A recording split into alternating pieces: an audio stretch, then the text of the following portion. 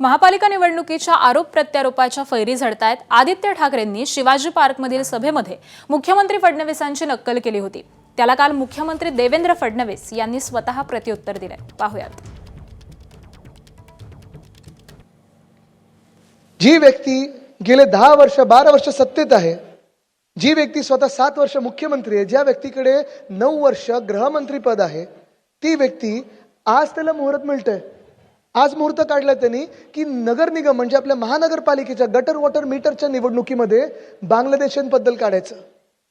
मुंबई कुठे, बांगलादेश कुठे, मध्ये भाजपचे किती राज्य आहेत।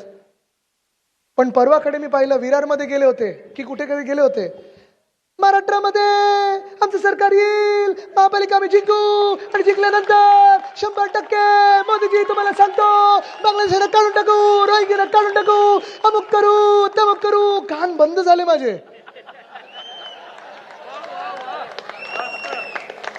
काय बोलायचं आहे ना।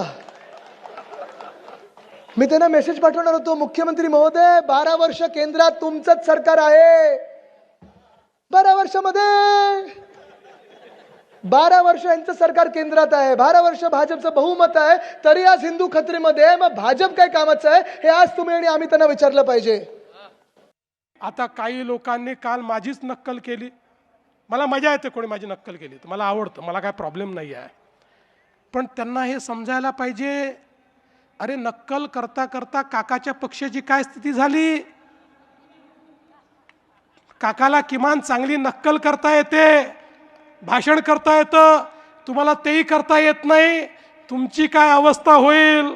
आणि म्हणून मला असं वाटतं थोडं मागे वळून बघितलं तर यांच्या लक्षात येईल। एबीपी माझा, उघडा डोळे बघा नीट।